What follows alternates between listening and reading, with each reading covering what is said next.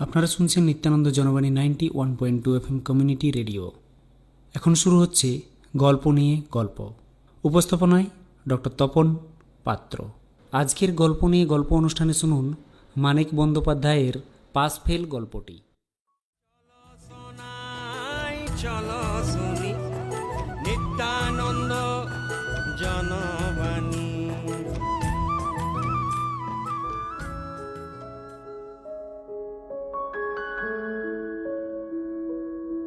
নমস্কার। গল্প নিয়ে গল্প এই অনুষ্ঠানে আজ যে গল্পটি আপনাদের শোনাব এবং গল্প নিয়ে কিছু গল্প করব, সেই গল্পের নাম পাস ফেল, রচনা মানিক বন্দ্যোপাধ্যায়। প্রথমেই গল্পটি শুনে নেওয়া যাক, তারপর অন্যান্য প্রসঙ্গে আসছি। দৈনিক পত্রিকায় একটি সংবাদ প্রকাশিত হয়েছে যে একটি ছেলে বিষ খেয়ে সংকটাপন্ন অবস্থায় হাসপাতালে আছে। ছেলেটি আইএ পরীক্ষা দিয়েছিল। ফল বের হবার কয়েকদিন পর সে বিষ খায়। নীরেন আর বিমল, তারা দুজন একই পাড়ার ছেলে, এক স্কুল থেকে মেট্রিক পড়েছিল, পরীক্ষা দিয়েছিল একই স্কুল থেকে, পাশও করেছিল। দুজনে এক বিষয় নিয়ে পড়লেও এক কলেজে পড়তে পায়নি। সিট না পাওয়ায় দুজনে পড়েছে দুই কলেজে। মেট্রিকে দুজনে পাশ করলেও নীরেনের রেজাল্ট অনেক ভালো ছিল। বিমলের ফল ঠিক ততটা ভালো ছিল না। এবারে পাশের হার খুবই কম, কিন্তু নীরেন তাতে খুব শঙ্কিত নয়। তার দুঃখ বাড়ির অনুৎসাহ নিয়ে। বাবা মা কত কষ্ট করে তাকে পড়িয়েছে তা সে জানে। এজন্য মায়ের গহনাও বিক্রি করতে হয়েছে। কিন্তু রেজাল্ট জানার ব্যাপারে বাবা মা কারোরই তেমন উৎসাহ দেখেনি নীরেন। সকলেই গম্ভীর, সকলেই চিন্তিত। বিমলের ফল নিয়ে অত দুশ্চিন্তা নেই। পাশের হার দেখে তার বাড়ির সকলে ধরেই নিয়েছে যে বিমল ফেল করবে। বিমলও অনেকটা তাই ভাবছেন। এবার নীরেনের মনে হয় বিমলের সঙ্গে একত্রে না এলেই হতো। ওদের আশঙ্কা সত্যি হয়। নীরেন পাশ করেছে, ফেল করেছে বিমল। অবশ্য পাশের আনন্দোজ্জ্বল মুখ দেখা যাচ্ছে খুবই কম, বেশিরভাগই তো ফেল। এদের মধ্যে নীরেন নিজেই অস্বস্তি বোধ করছে। বিমল ম্লান হেসে বলে, তার পড়াশোনা খতম হয়ে গেল। তাকে পড়াবার খরচ জোগাতে সংসারে নানান অনটন নেমে এসেছে। বোনটা বিনা চিকিৎসায় মারা গেছে। এরপরেও যখন ফেল হয়েছে তখন আর নয়। এমনকি বাবা বললেও বিমল আর পড়বে না, এটাই সে মনে মনে স্থির করে নিয়েছে। বিমলদের বাড়ি আগে পড়ে, অতএব বিমলের সঙ্গে নীরেনও ঢুকলো তাদের বাড়িতে। রান্নাঘর থেকে বিমলের মা এবং কলতলা থেকে বিমলের দিদি বেরিয়ে আসে। বিমলের ভাই বোন এবং আরো দু একজন ভাড়াটিয়া মেয়ে পুরুষ এসে তার চারদিকে দাঁড়ায়। বিমল নির্দ্বিধাভাবে তার ফেল এবং নীরেনের পাশের খবর ঘোষণা করে। বিমলের দিদি নীরেনের পাশের জন্য মিষ্টি খাওয়াতে বলে। বিমলের মা ঘরে যান অসুস্থ কৌতূহলী স্বামীকে সংবাদ জানাতে। অকৃতকার্য অভিমানী ছেলের সঙ্গে সাবধানে কথা বলার কথাও তাকে স্মরণ করিয়ে দিতে চান তার মা। বিমলের দিদি বিমলের ফেল করাটাকে সহজ করে আনার চেষ্টা করে। এবার তো ঘরে ঘরে ফেল করেছে। মা বলেন, না পারলে আর কি করা যাবে। ভাড়াটিয়া কমলবাবু স্ত্রী বলেন, তার ভাই আর ভাগ্নে দুজনেই ফেল করেছে। ওরা সকলেই সহানুভূতি দিয়ে বিমলের দুঃখটাকে লাঘব করে দিতে চায়। ওদের মাঝে দাঁড়িয়ে নীরেনের পাশ করাটাই অপরাধ বলে মনে হতে থাকে। এমন সময় বিমলের বাবা বিছানা থেকে উঠে এসে দরজার কাছে দাঁড়ান। তিনি যেন তার বন্ধু প্রাণেশের ছেলে নীরেনকে দেখতেও পান না। বলেন, বিমল, ফেল করেছিস, বেশ করেছিস। নীরেনদের বৈঠকখানা বলে কিছু নেই। তার বাবা প্রাণেশ বাবু অফিসের বন্ধু সুজন বাবুর সঙ্গে গল্প করছেন। কিন্তু অফিস কামাই কেন? নীরেনের ফলের জন্য কি? তবে সুজন বাবু কেন? সুজন বাবু ওর ফল জিজ্ঞাসা করেন, ফল শুনে তারিফ করেন। এই বাজারে ভালো ফল কম কৃতিত্বের ব্যাপার নয়। সুজন বাবুর প্রশংসায় নীরেন খুশি হয়। এতক্ষণে সে খানিকটা আনন্দ পায়।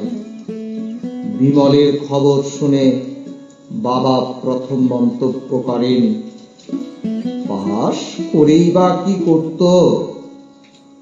নীরেন বাবার ব্যবহারকে ঠিক বুঝতে পারে না। বাড়ির ভেতরে সে অবশ্য ভাই বোনদের কাছে দিগ্বিজয়ীর সম্মান পায়। উপর থেকে ম্যাট্রিক পরীক্ষা দেওয়া বকুল ছুটে এসে নীরেনের হাতের পূর্ণ ছোঁয়া পেয়ে পাশ করার ভরসা পেতে চায়। মা গর্ব ভরা চোখে তাকান। নীরেনের মন খুশি হয়। তবু মাকে কিছু কথা বলতে বলে। মা বলেন, নীরেন যে পাশ করবে এ কথা তাদের জানা। সে যে মায়ের গহনা ধার নিয়েছে, পাশ করে শোধ দেবে না। নীরেন ক্ষুব্ধ হয়। এ কথাটা আজকেই কি না বললে চলতো না? প্রাণেশ বাবু ভেতরে এসে শুয়ে পড়েন। নীরেন জানতে পারে যে তাদের অফিসে আজ স্ট্রাইক চলছে। এতক্ষণে সব মনে পড়ে নীরেনের। তবু আজ কি বাবা একটু প্রসন্ন হতে পারতেন না? নীরেন নিজেই বলে যে আর একটু সাহায্য পেলে সে একটা প্লেস করতে পারত। একা পড়ে বেশি দূরে এগুলো যায় না। মা বাবা দীর্ঘশ্বাস ফেলেন, কিন্তু আলোচনায় আগ্রহ দেখান না। নীরেন যায় বকুলের কাছে। স্বপ্ন মেলে ধরে নীরেন। বিয়েতে সে আর ভালো রেজাল্ট করবে। বিকেলে সে আরো বহুজনের বাড়িতে যায়। সকলের প্রশংসায় তার বুক ভরে ওঠে। গ্রামবাসীর ভাড়া বাবার কাছে 1 টাকা চেয়ে সে কড়া কথা শুনেছিল। তার বেদনাও লুপ্ত হয়ে যায় তার বুক থেকে। ভবিষ্যৎ পরিকল্পনার স্বপ্নে মশগুল হয় নীরেনের মন। দিন 3 পর বাবা জানিয়েছেন, বিমল চাকরির চেষ্টা করছে, তাকেও চাকরি খুঁজতে হবে, আর পড়ানো যাবে না। হতাশায় ভরে যায় নীরেনের বুক। বকুল শুনে বলে, সর্বনাশ, তাহলে কি হবে? সেই রাতেই নীরেন বিষ খায়। এই খবরটাই পত্রিকায় প্রকাশিত হয়েছিল। শুধু তাতে ছিল না যে নীরেন ফেল করে নয়, পাশ করেও বিষ খেয়েছে। এই হলো মানিক বন্দ্যোপাধ্যায়ের পাশ ফেল গল্প। এই গল্পের নেপথ্য কথা আপনাদের শোনাই। পাশ ফেল গল্পটি মানিক বন্দ্যোপাধ্যায়ের লাজুকলতা নামক গল্প সংগ্রহের অন্তর্গত। এই গল্প গ্রন্থে মোট 16টি গল্প ছিল। গল্পগুলি 1954 খ্রিস্টাব্দের আগের বছর চারেকের মধ্যে নানান পত্রিকায় প্রকাশিত হয়েছিল। গল্প গ্রন্থটি প্রকাশিত হয়েছিল 1954 সালের জানুয়ারি মাসে। এই গল্পটির পরিকল্পনা করেন 1951 খ্রিস্টাব্দের আগস্ট মাসে।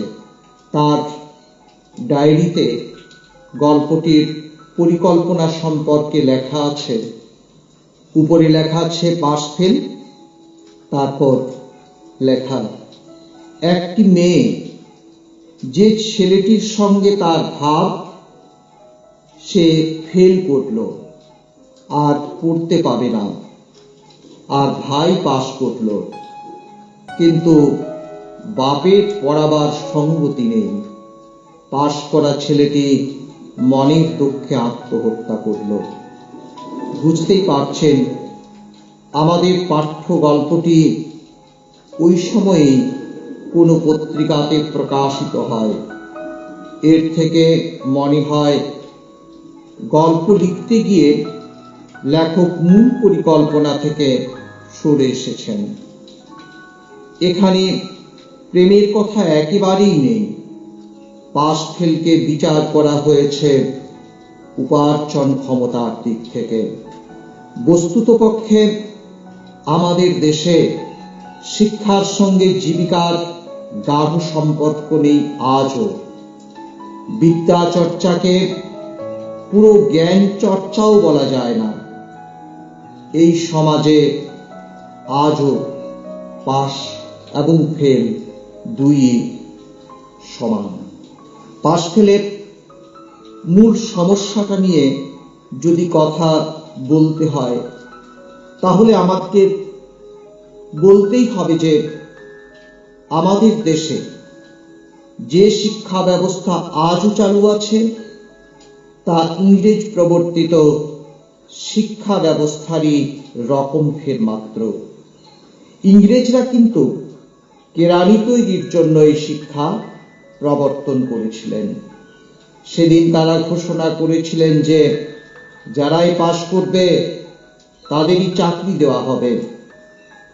বঙ্কিমচন্দ্র চট্টোপাধ্যায়ের আমলে পাশ করলেই চাকরি মিলত, কিন্তু প্রথম বিশ্ব মহাযুদ্ধের আগে থেকেই এ ব্যাপারে ভিন্ন অবস্থা দেখা দিল। তখন থেকে আর পাশ করলেই চাকরি মিলত না। দিন যতই এগোতে থাকলো, পাশ করলেই চাকরি না মেলাটা ততই ব্যাপক রূপ ধারণ করতে শুরু করল। দেশ বিভাগের পর পশ্চিমবঙ্গে এই সমস্যা আরো ব্যাপক রূপ পেয়ে গেল। এই সময়েই মানিক বন্দ্যোপাধ্যায় আলোচ্য গল্পে এই সমস্যার মূল ধরে নাড়া দিয়েছিলেন। যে শিক্ষা না জ্ঞান লাভ না অর্থ উপার্জনের পাথেয়, তাতে পাস এবং ফেল উভয়ই সমান। অথচ আমরা শিশুকাল থেকে সকলেই আমাদের মনে উচ্চ শিক্ষার আকাঙ্ক্ষার বীজ বুনে দিই। তাই যে ফেল করে সে তো হতাশ হয়ই, যে পাস করে সেও উচ্চ শিক্ষার সুযোগ না পেলে হতাশ হয়। জীবনের পরীক্ষায় হতাশ হওয়াও এক ধরনের ফেল করা। বরং ফেল করেও যে জীবনকে সহজভাবে গ্রহণ করতে পারে সেই আসল পাস করে। এই গল্পে পাস ফেল শব্দ দুটির এই যে বিপরীত অর্থ, সেই বিপরীত অর্থকে সমান অর্থে দেখিয়ে দেওয়া হয়েছে। আমরা এই গল্পে যে কয়েকটি চরিত্র রয়েছেন সেই চরিত্রগুলি সম্পর্কে খুব কম কথায় আলোচনা করব। প্রথম চরিত্র নীরেন। নীরেন মধ্যবিত্ত পরিবারের ভালো ছেলে। সে মেট্রিক পরীক্ষায় ভালো ফল করেছিল। এই পরীক্ষার জন্য একা একাই প্রস্তুত হয়েছে। সাহায্য পেলে হয়তো স্ট্যান্ড করতে পারত, কিন্তু এই জন্য তার বাবাকে মায়ের গয়না বিক্রি করতে হয়েছে। শর্ত সে পাশ করে মায়ের গয়না ঘুরিয়ে দেবে। নীরেন সে ঋণ স্বীকার করে। আইএ পাশ করে সে কিন্তু মা বাবার কাছে যোগ্য আদর পায় না, আহত হয়। তবু সংকল্প করে বিয়েতে সে আরো ভালো ফল করবে, কিন্তু বাবা জানান আর পড়া হবে না তার। সে হতাশায় আত্মহত্যা করে। আরেকটি চরিত্র বিমল। বিমল নীরেনের সহপাঠী। অতটা ভালো ছেলে সে নয় পড়াশোনার দিক থেকে। সে মেট্রিকেও পাশ করেছিল, কিন্তু ভালো ফল করতে পারেনি। ফলে নীরেনের সঙ্গে একই কলেজে পড়া হয়নি তার। বাবা মা যে কষ্ট করে পড়াচ্ছেন এটা জেনে সে যথাসাধ্য চেষ্টা করেও ফেল করে। নিজের অক্ষমতায় সে ভেঙে পড়ে না। সে নিজেই সিদ্ধান্ত করে আর পড়াশোনা নয়, এবার রোজগারের চেষ্টা করতে হবে, এবার চাকরির সন্ধান করতে হবে। আর একটি চরিত্র প্রাণেশবাবু। প্রাণেশবাবু নীরেনের বাবা, অফিসের কেরানি। তাদের অফিসে স্ট্রাইক চলছে, সে তাতে যোগ দিয়েছে। তা নিয়ে উৎকণ্ঠাও আছে। ছেলের পরীক্ষার ফল নিয়ে কিন্তু তার উৎকণ্ঠা নেই। ছেলে ভালো ফল করলেও আবেগ উচ্ছ্বাস নেই। তার দৃষ্টিতে পাস ফেল দুই সমান।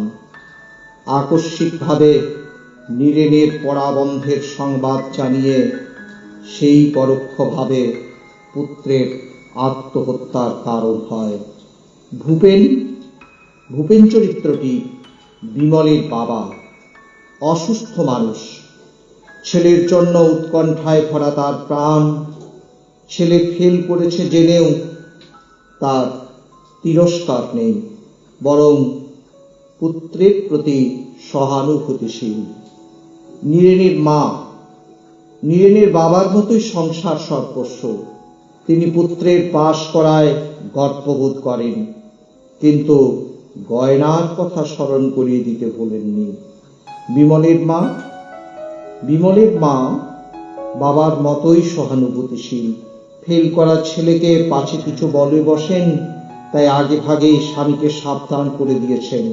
অথচ এই ছেলেকে পড়াতে গিয়ে তার এক কন্যা মারা গেছে, আরেক কন্যার মেয়ের বিয়ে স্থগিত থেকেছে।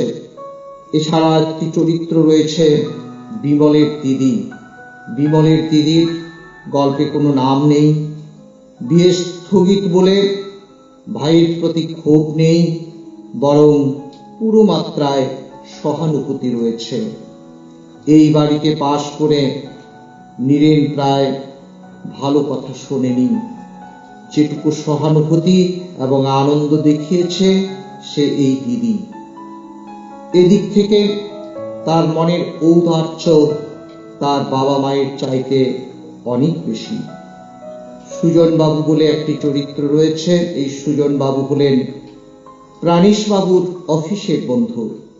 অফিসের স্ট্রাইকের আলোচনায় তিনি ব্যস্ত, তবু নীরেনের পাশের সংবাদে উল্লাস বোধ করেন। তার ভালো ফলের সংবাদকে তারিফ করেন। একটি ছোট্ট চরিত্র রয়েছে বকুল। নীরেনদের বাড়ির দোতলার ভাড়াটিয়া দীনেশ বাবুর মেয়ে। সেবার মেট্রিক দিয়েছে। সে নীরেনের পাশের মূল্য বোঝে, তাকে তারিফ করে, তাকে সে সহানুভূতির সঙ্গে দেখে, শ্রদ্ধার চোখেও দেখে। নীরেন পড়তে পারবে না জেনে সে মনে মনে প্রচন্ড আঘাত পায়। এছাড়াও বিমলদের বাড়ির অন্য ভাড়াটিয়া, কমলবাবুর স্ত্রী, নীরেনের ভাই বোন ইত্যাদি কয়েকটি গৌণ চরিত্র রয়েছে। কয়েকটি মাত্র চরিত্র, কিন্তু কম কথায় কম স্থান দখল করে প্রত্যেকটি চরিত্রই অসাধারণ ভূমিকা পালন করেছে গল্পের মূল সত্যটি প্রকাশ করার ক্ষেত্রে। সবশেষে আমরা পাশফিল গল্পের নামকরণের দিকটি আলোচনা করে গল্পের একটি সার্বিক রূপরেখা অঙ্কনের চেষ্টা করব। গল্পটি যে সার্থক ছোট গল্প সে বিষয়ে কোনো সন্দেহ নেই। চরিত্র সংখ্যা কম, কম দিনের ঘটনা এখানে বর্ণিত হয়েছে। গল্পের শেষে যে জাত বা ধাক্কা থাকে সেই জাত বা ধাক্কাটিকে মানিক বন্দ্যোপাধ্যায় সুকৌশলে প্রথমেই পাঠকের মনে পৌঁছে দিয়েছেন। কাজেই ছোট গল্প হিসেবে গল্পটি সম্পূর্ণ সার্থক। সেদিকে বিস্তৃত আলোচনায় না গিয়ে আমি বললাম যে এই গল্পের নামকরণের দিকটি আলোচনা করে এর একটি সার্বিক মূল্যায়নের, সার্বিক রূপরেখা অঙ্কনের চেষ্টা করব। গল্পের নামকরণের অন্যতম লক্ষ্য থাকে নামের বিন্দুতে গল্পের বিষয়ের সমগ্র সিন্ধুর ছাপ ধরে দিতে হয়। চরিত্র মুখ্য গল্পে নামকরণ সহজ, কিন্তু যে গল্পে ভাব মুখ্য সেখানে নামকরণ লেখককে যেমন সমস্যায় ফেলে, সমালোচককেও তেমনি ভাবিয়ে তোলে। মানিক বন্দ্যোপাধ্যায়ের এক বিশেষ রাজনৈতিক চেতনা সম্পন্ন মানুষ। তিনি সমাজের প্রতিটি বিষয়কে ওই দৃষ্টিকোণ থেকেই বিচার করেন। তার ওই সমাজ সচেতনতা এই গল্পেও সমানভাবে বর্তমান। তিনি দুটি পরিবারের দুটি ছেলের আইএ পরীক্ষার প্রকাশিত ফলকে কেন্দ্র করে সেই সময় প্রচলিত শিক্ষার সমালোচনা করতে চেয়েছেন, যে সমালোচনা আজকের শিক্ষার ক্ষেত্রেও সমান প্রযোজ্য। আজকের দিনেও আমাদের শিক্ষায় পাস এবং ফেলের মধ্যে খুব একটা পার্থক্য নেই। আমাদের পরীক্ষার শেষ পরিচয় যদিও পাস ফেলে। মানিক বন্দ্যোপাধ্যায় কিন্তু এই গল্পে সেই পাস ফেলের তাৎপর্য খুঁজেছেন। গল্পটি প্রথম থেকেই একই লক্ষ্যে এগিয়ে গেছে। পরীক্ষার ফল বেরিয়েছে, এক পাড়ার দুটি ছেলে ফল দেখতে গেছে। লক্ষ্য করবার বিষয়, পরিবার দুটি প্রায় সমান পর্যায়ের। দুটি পরিবারই অপরের গৃহে ভাড়াটিয়া, বরং দায় নীরেন্দ্রের কম। তার বাবা প্রাণেশবাবুর অফিসে যদিও স্ট্রাইকের হাওয়া, তবু তার মাথার উপর অবিবাহিতা কোনো মেয়ে নেই। তিনি সুস্থ, কিন্তু বিমলের বাবা অসুস্থ। মাথার উপর অবিবাহিতা মেয়ে। নীরেনের পড়া চালাতে তার মায়ের গয়না বিক্রি করতে হয়েছে, কিন্তু বিমলের বাবাকে স্থগিত রাখতে হয়েছে এক কন্যার বিবাহ। মারা গেছে এক কন্যা, সম্ভবত চিকিৎসার অভাবে। দুটি ছাত্রই নিজেদের অর্থনৈতিক অবস্থা সম্পর্কে যথেষ্ট ওয়াকিবহাল। তারা চেষ্টা করলেও জীবনে বিপরীত ফল পেয়েছে। বিমল ফেল করেছে, নীরেন আর একটু সাহায্য পেলে স্ট্যান্ড করত। এই ছিল তাদের শিক্ষাগত তথা বুদ্ধিগত পরীক্ষার ফল। বিমল ফেল আর নীরেন পাস। গল্পের নামকরণের অর্থ এতদূর পর্যন্ত একেবারে সকালের আলোর মতো স্পষ্ট, কিন্তু সে বছর পাশের হার একেবারেই কম। অতএব পাস করা ছেলেরা হারিয়ে গেছে ফেল করা ছেলেদের ভিড়ে। ফেল করা ছেলেদের মা বাবারা তাদের সহানুভূতি জানাচ্ছেন, অন্য ফেল করা ছেলের সংবাদ বলে ছেলে মেয়েদের সান্ত্বনা দিচ্ছেন। তাই সামাজিক পরিবেশে নীরেন বোধ করছে পাস করে সে যেন অপরাধ করেছে। সহানুভূতি পাওয়ার দিক থেকে ফল হয় বিপরীত। সহানুভূতি পায় বিমল পাস করে আর নীরেন ফেল করে। না, নীরেন সকলের কাছেই সহানুভূতি হারায় না। ভাই বোন, বকুল, আরো কেউ কেউ তাকে সহানুভূতি জানিয়েছে, কিন্তু কি তার পাশের মূল্য? দরিদ্র সংসারে কোথায় তার সেই পড়াশোনার অসাধারণ ক্ষমতার স্বীকৃতি? ভালো ফল করবার যোগ্যতা নিয়েও নীরেন পদে পদে ফেল করেছে। সে স্ট্যান্ড করবার যোগ্যতা রাখে, কিন্তু নিজের পরিবারের নানান সমস্যার কারণে স্ট্যান্ড করতে পারেনি। তার বাবা তাকে নানান সাংসারিক কাজে ব্যস্ত রেখে পড়ার সুযোগটা কমিয়ে দিয়েছেন। তাকে কারো কাছে পড়বার সুযোগ দিতে পারেননি। নীরেনের সবচেয়ে বড় অকৃতকার্যতা তার বাবার আর্থিক দারিদ্র্য। অর্থের বিচারে নীরেনরা তো বরাবরের জন্য ফেলের তলে। যার বাবার উচ্চশিক্ষা দেবার ক্ষমতা নেই, তার পাশ করাও যা, আর ফেল করাও তা। নীরেন তার এই অকৃতকার্যতার ধাক্কা সামলাতে না পেরে শেষ পর্যন্ত আত্মহত্যা করেছিল। আবার অন্য দিক থেকে যদি দেখি, তাহলে আমরা বুঝতে পারি আমাদের এই শিক্ষা বাস্তব বিমুখ শিক্ষা। যে শিক্ষা আমাদের জীবনের সঙ্গে জড়িত করে না, সে শিক্ষা শিক্ষাই নয়। নীরেন ওই বাস্তব বিমুখ শিক্ষাতেই বাস করেছে। তাই দরিদ্র সংসারে বাস করেও সে বোঝেনি পারিবারিক অবস্থা। বিমল ভালো ছেলে না হলেও বাস্তব সচেতন। তাই পরীক্ষায় ফেল করলেও সে পরিস্থিতিকে মানিয়ে নিতে পেরেছে। সে বুঝেছে ওই শিক্ষা তার জন্য নয়, কিন্তু নীরেন ঊর্ধ্বমুখী উৎকেন্দ্রিকতার স্বপ্নের রং চড়িয়েছে। তার সহচরী দোতলার বকুল। লেখকের ইঙ্গিত অত্যন্ত তাৎপর্যময়। তাই নীরেন নিষ্ঠুর সত্যের আঘাত সইতে পারেনি। বাস্তবের শিক্ষায় সে ফেল করেছে। তার আত্মহত্যা বাস্তব জীবনের রূঢ় সত্যকে স্বীকার করতে না পারার ব্যর্থতা। এই হলো জীবনের শিক্ষায় ফেল করা। নীরেনের একার দিক থেকেও তাই এই গল্পের পাশ ফেল নামকরণটি যথার্থ, সার্থক এবং তাৎপর্যময়। পরিশেষে একটা কথা বলতেই হয়, অনেক আগে লেখা সমাজ সচেতন, অর্থনীতি সচেতন মানিক বন্দ্যোপাধ্যায়ের পাশ ফেল গল্পটি আজ এই 2021 সালেও সমান তাৎপর্যমণ্ডিত, এবং মনে হয় গল্পটি যেন এই মাত্র লেখা হলো।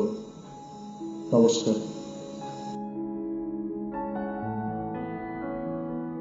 এতক্ষণ আপনারা শুনলেন গল্প নিয়ে গল্প অনুষ্ঠান। উপস্থাপনা করলেন ডক্টর তপন পাত্র। গল্প নিয়ে গল্প অনুষ্ঠান আজকের মতো এখানেই শেষ হলো। ধন্যবাদ।